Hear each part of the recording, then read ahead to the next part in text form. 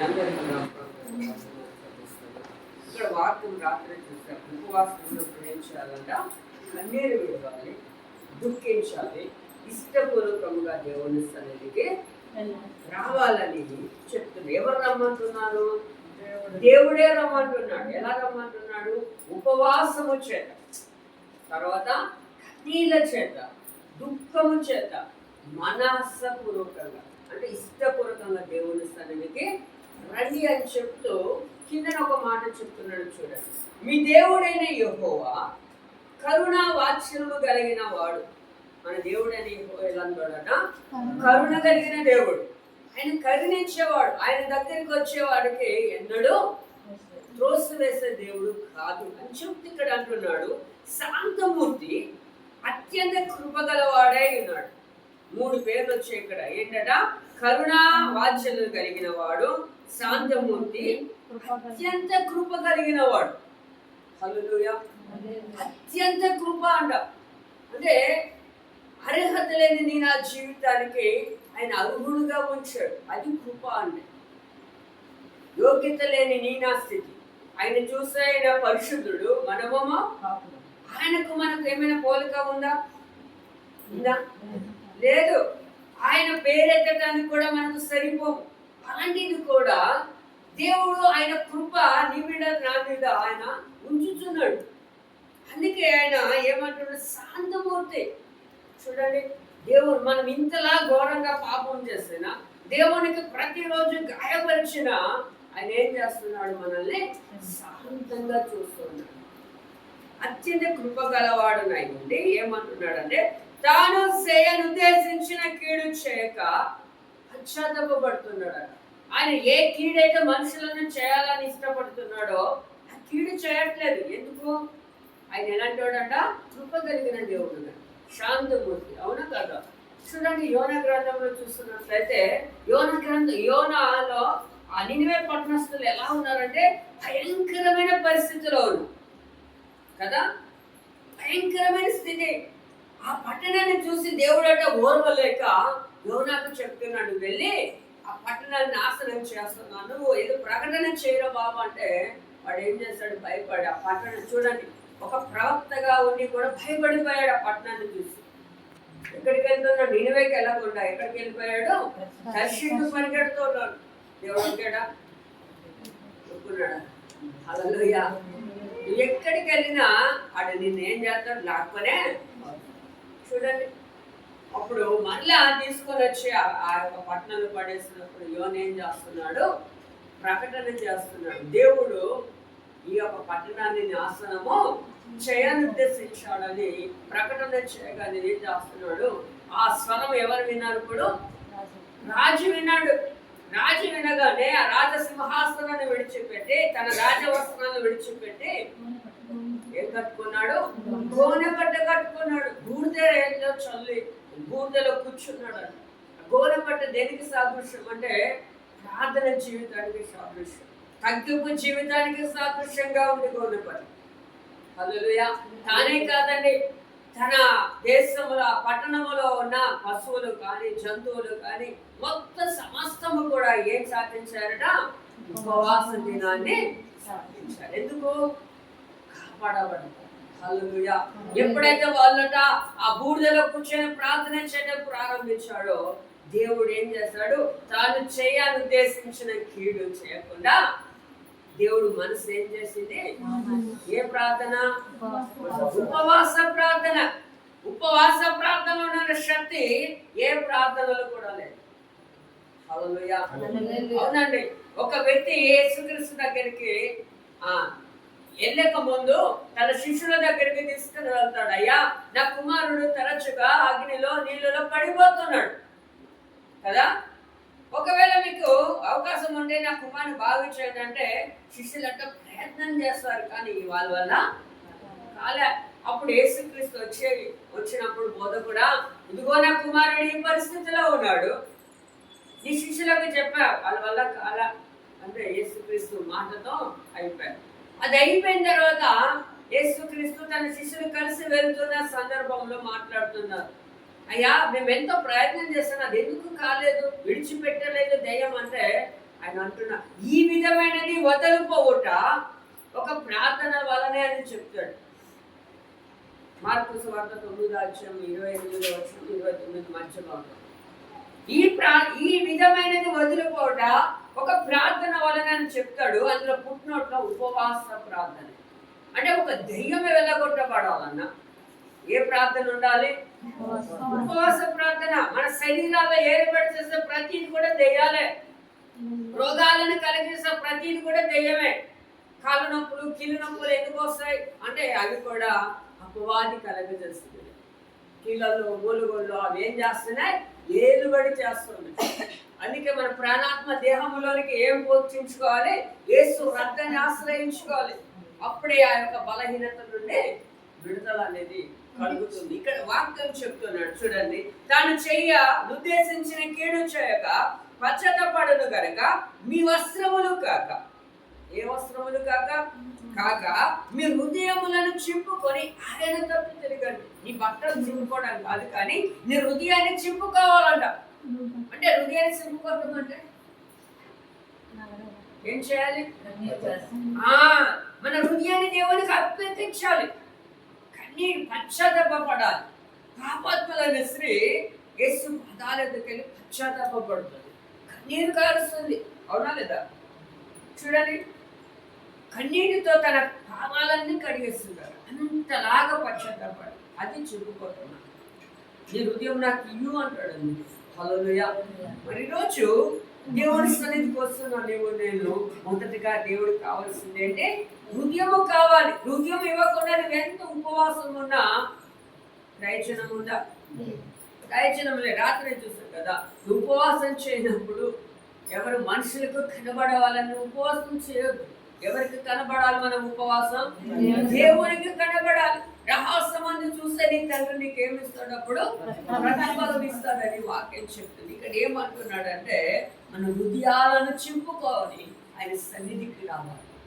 అందుకే 51వ కీర్తన 10వ వచనములో ఒక మాట అంటాడు, శుద్ధ హృదయము నాకు కలగచేయి అంటాడు. చదవండి ఒకసారి. దేవా నా యందు శుద్ధ హృదయము కలుగచేయుము. దేవా నా యందు శుద్ధ హృదయము కలుగచేయుము. అంతరంగములో స్థిరమైన మనస్సును నూతనముగా పుట్టించు. ఏ హృదయము కావాలంటే మనుషులకి? శుద్ధ హృదయం. ఉపవాసం చేస్తున్నప్పుడు శుద్ధ హృదయము కావాలి. అందుకే యెహెజ్కేలు అంటాడు, నీ హృదయంలో ఉన్న చెడంతటిని తొలగించుకోరా బాబు అంటాడు. హృదయంలో ఏముంటాయి? చెడుతనాలు ఉంటాయి. అసూయ, కోపము, ఇంకా చాలా భయంకరమైన పరిస్థితులు హృదయాల్లో దాచుకుంటారు. అందుకే ఇక్కడ అంటున్నాడు, దేవా నా యందు ఏ హృదయం కావాలి? శుద్ధ హృదయం కావాలి. అందుకే రాత్రి చెప్పా, ఉపవాసం చేస్తున్నప్పుడు మొదటగా మన పాపాలు మనం ఏం చేసుకోవాలి? ఒప్పుకోవాలి. తర్వాత మన ఎదుటి వ్యక్తి ఇతరుల యొక్క పాపాలు కూడా మనము ఒప్పుకునేవారిగా ఉండాలి. అప్పుడు నువ్వు దేవుడి సన్నిధిలో ప్రార్థన చేస్తే దేవుడు ఏం చేస్తాడు? ప్రార్థన ఆలకిస్తాడు. ఇక్కడ అదే అంటున్నాడు, దేవా నా యందు శుద్ధ హృదయము కలగచేయి, నా అంతరంగంలో స్థిరమైన మనసు నాకేం చేయమంటున్నాడు? నూతనంగా పుట్టించాలి. స్థిర మనసు రావాలి, మనకు నూతన స్వభావం రావాలి. హల్లెలూయా, హల్లెలూయా. నూతన స్వభావం రావాలి. అందుకే యెహెజ్కేలు గ్రంథంలో ఒక మాట అంటాడు చూడండి. యెహెజ్కేలు గ్రంథము 36వ అధ్యాయము 26వ వచనములో అంటాడు చూడండి, నూతన హృదయం మీకు ఇచ్చుదను, నూతన స్వభావం మీకు కలగజేస్తున్నాను, రాతి గుండె మీలో నుండి తీసివేసి. చూడండి, ఎప్పుడు మనలో ఉన్న పాపం అంతటిని మనం ఒప్పుకున్నాం. ఇక్కడ అదే అంటున్నాడు, మన హృదయం దేవునికి సమర్పణ చేసినప్పుడు ఏమిస్తాడట? నూతన హృదయము మీకు ఇస్తాను నేను. ఏమంటున్నాడు ఇంకా? రాతి గుండె మీలో నుండి తీసివేసి మాంసపు గుండె నేను మీకు ఇస్తాను. మాంసపు గుండె ఎందుకు ఇస్తాడంటే దేవుడు ఒక వాక్యం మనలో ఫలించడానికి. దేవుడు వాక్యం ఎవరి హృదయంలో ఉంటే వారు ఫలిస్తారు. అందుకే యోహాను సువార్తలో అంటాడు, నా యందు మీరు మీ యందు నా మాటలు నిలిచి ఉండిన యెడల మీకేది ఇష్టం అడగండి, నేను దాన్ని మీకు ఇస్తాను అంటున్నాడు. మనలో దేవుడు వాక్యం ఫలించాలంటే ఏ హృదయం ఉండాలి? ఇక్కడ రాతి హృదయము కాదు, కానీ మాంసపు హృదయం ఉండాలని వాక్యము చెప్తుంది. అందుకే అంటున్నాడు, నీ హృదయాలను చింపుకొని చింపి ఆయన వైపు తిరిగినట్లయితే దేవుడు మన ప్రార్థన ఆలకిస్తాడు. హల్లెలూయా. అది దేవుడికి ఇష్టమైన ఉపవాసం. హృదయాలను దేవుని సన్నిధిలో కుమరించకుండా, మన పాపాలు మనం ఒప్పుకోకుండా, మనకున్న పాపాలను మనం కప్పుపుచ్చుకొని ప్రార్థన చేస్తే దేవుడు మన ప్రార్థన ఆలకించడు. హల్లెలూయా. ఈరోజు దేవుడు నీ నా ప్రార్థన ఆలకించాలంటే మొదటిగా మన స్థితి దేవుని సన్నిధిలో పెట్టుకోవాలని వాక్యం చెప్తుంది. హల్లెలూయా. ఇంకొక మాట చూస్తున్నట్లయితే ఇక్కడ ఇంకొక మాట అంటాడు చూడండి. 2 కొరింథీయులకు రాసిన పత్రిక 7వ అధ్యాయము 9-10 వచనములు అంటాడు కదా, మీరు దుఃఖపడితేనని సంతోషించటం లేదు కానీ, మీరు దుఃఖపడి తిరని సంతోషించడం లేదు కానీ, మీరు దుఃఖపడి మారు మనసు పొందితేనని చూడండి. ఇక్కడ పౌలు అంటాడు, మీరు దుఃఖపడి తిరని సంతోషించుటలా, మీరు బాధపడుతున్నారని సంతోషించడం లేదు కానీ ఏం చెప్తున్నాడు? మీరు దుఃఖపడితేనని కాదు కానీ దుఃఖపడి మారు మనసు పొందారట. దుఃఖపడి ఏం పొందారు? మనం ఫస్ట్ విన్నాం కదా, కన్నీరు విడుచుచు దుఃఖించుచు మనఃపూర్వకంగా ఆయన ఎందుకు రండి ఆయన పిలిచాడు. ఇక్కడ అదే చెప్తున్నాడు, దుఃఖపడి మారు మనసు పొందితీరని ఇప్పుడు నేనేం చేస్తున్నాను కదా. హల్లెలూయా. అంటే మీలో మార్పును చూసి నేను సంతోషిస్తున్నా. మీలో ఎంతకాలం మార్పు లేకపోయినా ఉపయోగం ఉందా? అందుకే గలతీయులు అంటాడు, మీలో క్రీస్తు రూపము ఏర్పరచబడినంత వరకు మీ కొరకు నేను ప్రసవ వేదన. మనం క్రీస్తు రూపంలోకి రావాలి. దానిని బట్టి ఆ వ్యక్తి ఏమవుతాడంటే సంతోషిస్తాడు. ఇక్కడ పౌలు అదే అంటున్నాడు, మీరు దుఃఖపడ్డారని సంతోషించట్లేదు. మీరు దుఃఖపడి ఏం పొందారు? ఇప్పుడు మారు మనసు పొందారు. మారు మనసు రావాలి. మనిషికి ఏం కావాలి? మారు మనసు కావాలి. దానిని బట్టి నేను సంతోషించుచున్నాను. ఏదనగా ఏ విషయంలోనైనాను మా వలన మీరు నష్టము పొందకుందుటకై దైవ చిత్తానుసారంగా దుఃఖపడుతుంది. ఎలాంటి దుఃఖం ఉండాలట? దైవ చిత్తానుసారమైన దుఃఖం. మన దుఃఖం ఎలా ఉండాలంటే, భర్త ఏదో ఇవ్వలేదను కదా, తల్లిదండ్రులు పిల్లలకి ఏది ఇవ్వలేదని బాధపడతాం. అలాంటిది కాదు, కానీ దేవుడి చిత్తానుసారమైన దుఃఖము మనలోనికి రావాలి అని చెప్తున్నాడు. అక్కడ ఇంకా అంటాడు చూడండి, దైవ చిత్తానుసారమైన దుఃఖము రక్షణార్థమైన మారు మనస్సును కలగచేయదు. చూడండి, ఆ పాపాత్మల స్త్రీ దైవ చిత్తానుసారంగా ఆయన దగ్గరికి వెళ్ళింది. అందుకే ఆమెతో అంటున్నాడు, అమ్మా నువ్వు విస్తారమైన పాపము చేస్తావు కనుక నీ విస్తారమైన పాపము క్షమించబడింది. హల్లెలూయా. చూడండి, క్షమించి ఆ స్థలము నుండి ఆమె వెళ్ళింది. ఎందుకు? ఆమె తన ఇష్టానుసారంగా అది తన తప్పు తాను తెలుసుకుంది. నేను ఒక పాపాత్మురాలను, నేను ఇంకా ఎన్నడూ పాపం చేయకూడదు అని ఆమె తాను తెలుసుకుంది. అందుకే దేవుడు అంటున్నాడు, విస్తారమైన పాపం చేస్తావు కనుక. విస్తారమైన పాపం ఏమైపోయింది ఇప్పుడు? ఎందుకు? తన పాపం అంతా కన్నీటితో విడిచిపెట్టేస్తుంది. సంపూర్ణంగా తన హృదయం ప్రభు సన్నిధిలో ఏం చేస్తుంది? కుమరించింది. ఈరోజు నువ్వు నేను కూడా ప్రభు సన్నిధిలో మన హృదయాలను ఏం చేయాలి? కుమరించాలి. కుమరించి నువ్వు ప్రార్థన చేస్తున్నప్పుడు దేవుడు ఆయన దైవ చిత్తానుసారంగా మన ప్రార్థన దేవుడు ఏం చేస్తాడు? ఆలోచిస్తాడు. అవునా కదా? ఇంకా అంటున్నాడు ఇక్కడ, మారు మనసును కలగచేయను. ఈ మారు మనస్సు దుఃఖమును పుట్టించదు, అయితే లోక సంబంధమైన దుఃఖము మరణమును కలగచేయను అంటున్నాడు. చూడండి, లోక సంబంధమైన దుఃఖము మరణాన్ని. మన దుఃఖం ఎలా ఉండాలంటే దైవ చిత్తానుసారంగా ఉండాలి. అందుకే యోహాను పత్రికలు అంటాడు, దైవ చిత్తానుసారంగా మనము దేవుణ్ణి ఏది అడిగినా దేవుడు దాన్ని ఏం చేస్తాడట? ఇస్తాడే కూడా. దైవ చిత్తానుసారంగా మనం దేవునికి ఏది అడిగితే అది దేవుడు ఏం చేస్తాడట? మనకు దయచేస్తాడని వాక్యం చెప్తుంది. కనుక ఈరోజు దైవ చిత్తానుసారమైన స్థితి ఏంటంటే మన హృదయాలను ఆయన సన్నిధిలో కుమ్మరించింది. అప్పుడే మన జీవితంలో ఏ కీడైతే దేవుడు చేయాలనుకున్నాడో ఆ కీడు చేయక ఆయన ఏం చేస్తాడు, మనపై ఆయన కృప చూపేవాడుగా ఉన్నాడని దేవుడు వాక్యం మనకు చలవిస్తుంది. హల్లెలూయా. ఈరోజు నీవు నేను ఎలా ఉన్నాం? ఇక్కడ ఒక వ్యక్తి ప్రార్థన చేస్తున్నాడు. లూకాసు వార్త 18వ అధ్యాయం 10వ వచనంలో అక్కడ ఇద్దరు వ్యక్తులు మనకు కనబడతారు. ఒకడు పరిసయ్యుడు, ఇంకొకడు సుంకరి. పరిచయుడు దైవ చిత్తానుసారంగా ప్రార్థన చేయట్లా, ప్రార్థన చక్కగా చేసి అక్కడ అంటున్నాడు, ఈ సుంకరి వలె నన్ను ఉంచినందుకు నీకు కృతజ్ఞతలయ్యా అంటున్నాడు. అంటే ఎదుటి వ్యక్తిని సరిసూగి ఆయన ఏం చేస్తున్నాడు, ప్రార్థన చేస్తున్నాడు. ఎదుటి వ్యక్తిని సులుకనిగా చూసి ప్రార్థన చేస్తున్నాడు. అవునా కదా? కానీ ఈరోజు నువ్వు నేను అలా చేయకూడదు. ప్రార్థన మనం ఎలా చేయాలి? దైవ చిత్తానుసారంగా ప్రార్థన చేయాలి. కానీ సుంకర్ అంటున్నాడు, అయ్యా నేను పాపినయ్యా, నీ తట్టు కన్నులెత్తటకు కూడా నాకు యోగ్యత లేదు అని చెప్తున్నాడు. హల్లెలూయా.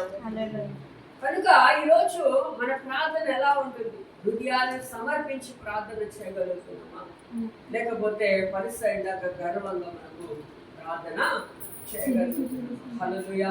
చూడండి, ఎప్పుడైతే మన హృదయాలను ప్రభు సన్నిధిలో కుమరించి ప్రార్థన చేస్తామో దేవుడు ఏం చేస్తాడు? దానికి సమాధానాన్ని అనుగ్రహిస్తాడని వాక్యం.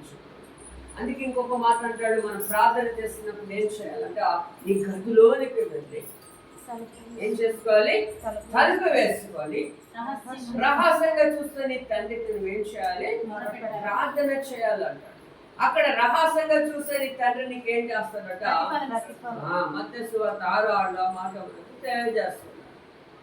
ఎప్పుడు నువ్వు గదిలోనికి వెళ్ళి నువ్వు ప్రార్థన చేయాలి. ఎలాగా?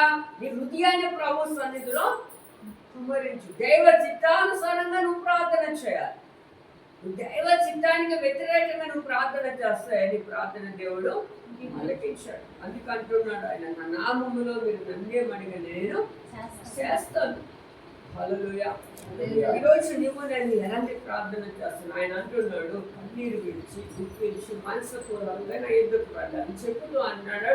ఆయన కరుణ కలిగిన దేవుడు, శాంతమూర్తి, అత్యంత కృప కలిగిన వాడు అని చెప్తూ వస్తున్నాడు. ఇప్పుడు హృదయపూర్వకంగా నీ వస్త్రములను చెప్పుకున్నట్లుగా నీ హృదయాన్ని ప్రభు సన్నిధిలో ఏం చేయాలి? కుమ్మరించి నువ్వు ప్రార్థన చేస్తే దేవుడు ఏం చేస్తాడు? ప్రార్థన ఆలకిస్తాడు. ఈరోజు మరి నువ్వు నేను చేస్తున్న ప్రార్థన దేవుడు ఆలకించాలంటే మన హృదయాలను దేవుడి సన్నిధిలో ఏం చేయాలి? కుమ్మరించే వారిగా ఉండాలి. దేవుని సన్నిధిలో మన హృదయాలను కుమ్మరించకపోతే ప్రయోజనము లేదండి. నువ్వు ఎంత స్థితిలో ఉన్నా ప్రభు కోరేది ఏంటి? దేవుడు హృదయం. అందుకే అంటాడు కదా ఇరవైలో, హృదయం అన్నిటికంటే ఘోరమైనది, మోసం చేసేది, దాన్ని గ్రహించగలిగిన వాడు ఎవడు లేడు అంటాడు. అందుకే అన్నిటికంటే నీ హృదయమును జాగ్రత్తగా కాపాడుకో. ఎందుకంటే మనిషిని పాడు చేసేది ఈ హృదయం. దేవుడికి కావాల్సింది కూడా ఈ హృదయమే. అందుకే ఈ హృదయము దేవుని ఆలయం అని ఎరగరా అంటాడు. అందుకే దేవుడు ఉండవలసిన స్థలంలో దేవుడు మాత్రమే ఉంటాడు. అందుకే ఈ హృదయాన్ని ప్రభు సన్నిధిలో ఏం చేయమంటున్నాడు? కుమ్మరించమంటున్నాడు. అందుకే కీర్తనల్లో ఒక మాట అంటాడు, విని కలిగిన హృదయమే దేవునికి ఇష్టమైన బలి. హల్లెలూయా. దేవుడు నీ యొద్ద నుండి ఏది ఆశించట్లేదు, కానీ నీ హృదయం ఇస్తే చాలు అంటున్నాడు. హల్లెలూయా. ఈ యొక్క ప్రార్థన ద్వారా మన స్థితి ఏమైపోవాలి? ఇప్పుడు మారిపోవాలి. చూడండి, ఉపవాస ప్రార్థన ద్వారా నినివే పట్టణం రక్షింపబడింది. ఈరోజు ఈ ప్రార్థన ద్వారా నీ నా జీవితం ఏమవ్వాలి? బాగుపడాలి. మన స్థితిగతులు ఏమైపోవాలి? మారిపోవాలి అంటే మన హృదయము ప్రభు సన్నిధిలో ఏం చేయాలి? చింపాలి. అందుకే వాక్యం అంటది, నువ్వు రేయి పొదడు చావనాలు లేచి నీళ్లు కుమ్మరించినట్లు నీ హృదయాన్ని ప్రభు సన్నిధిలో ఏం చేయాలి? కుమ్మరించుకుంటున్నాడు. ఈరోజు ప్రభు సన్నిధిలో మన హృదయాలను కుమ్మరిద్దాం. దేవుడు మన జీవితంలో కార్యం చేయాలంటే ఏం చేయాలి? మన హృదయాలను ఆయనకి అప్పగించాలి. దైవ చిత్తానుసారంగా మనం దేవునికి అడిగితే మనం ఏది అడిగిన దేవుడు ఏం చేస్తాడు? కంపల్సరిగా చేస్తాడు. రాత్రే మాట్లాడాడు దేవుడు కదా. కనుక ఆయన దైవ చిత్తానుసారంగా నువ్వు ఏదైతే మనవి చేస్తావో ఆ మనవి కంపల్సరిగా దేవుడు అనుగ్రహిస్తాడు. అటు రీతిగా మనం ప్రార్థన చేయాలి. కనుక మన హృదయాలను దేవుడికి అప్పగించి ఆయన సన్నిధిలో ప్రార్థన చేసుకుందాం. కొద్ది మాటలు దేవుడు దీవించే